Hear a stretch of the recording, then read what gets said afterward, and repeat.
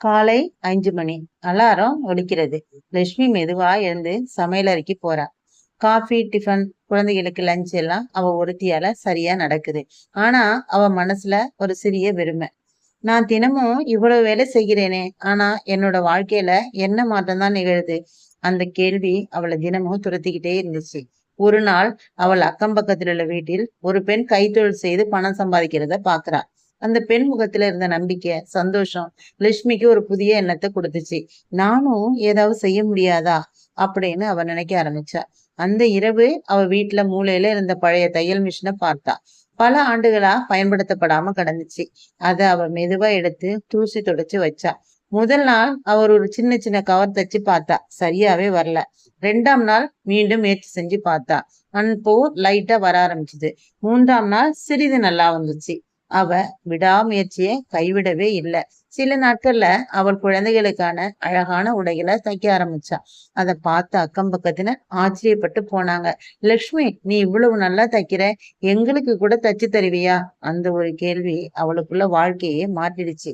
முதல் ஆர்டர் 200 ரூபாய். அவ கையில அந்த பணத்தை பிடிச்ச போது அவ கண்கள்ல கண்ணீர் வந்துச்சு. நான் சாதிச்சிட்டேன், நான் முடிச்சிட்டேன். இது ஒரு பணம் மட்டுமில்ல, அது அவளுடைய தன்னம்பிக்கை. நாளுக்கு நாள் அவளுக்கு ஆர்டர்கள் அதிகரிச்சிச்சு. அந்த நேரத்தை திட்டமிட்டு வேலை செய்தா. காலையில குடும்பம், மாலை கைத்தொழில். சில மாதங்கள்ல அவ மாதத்துக்கு நல்ல வருமானம் சம்பாதிக்க ஆரம்பிச்சா. ஒரு நாள் அவள் கணவர் அவளை பார்த்து பெருமையோடு சொன்னாரு, நீ இல்லாம இந்த குடும்பம் இவ்வளவு முன்னேறி இருக்காது. அந்த வார்த்தை அவளுக்கு உலகமே கிடைச்ச மாதிரி இருந்துச்சு. இந்த கதை லக்ஷ்மி மட்டுமல்ல, இது பல பெண்களோட, குடும்ப பெண்களோட உண்மையான நிலைமை. கையில ஒரு கைத்தொழில் இருந்தா உங்களுக்கு உங்க மேல நம்பிக்கை வரும். குடும்ப செலவுகளை குறைக்க உதவும். எதிர்காலத்துல பாதுகாப்பா உங்க குழந்தைகளுக்கு ஒரு உதாரணமா இருப்பீங்க.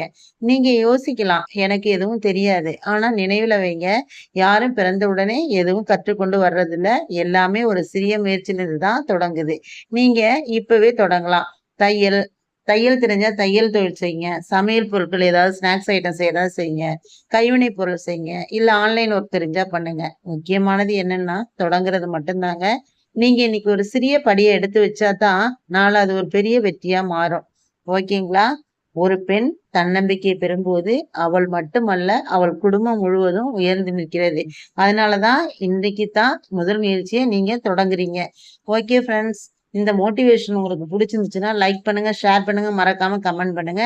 நீங்களே இது வரைக்கும் சோம்பி கிடந்திருந்தா நல்லா வெற்றி வெற்றி நமதேன்னு நினைச்சு நீங்க எடுத்து அடுத்த அடி போடுங்க. தேங்க்ஸ் ஃபார் வாட்சிங் ஃப்ரெண்ட்ஸ்.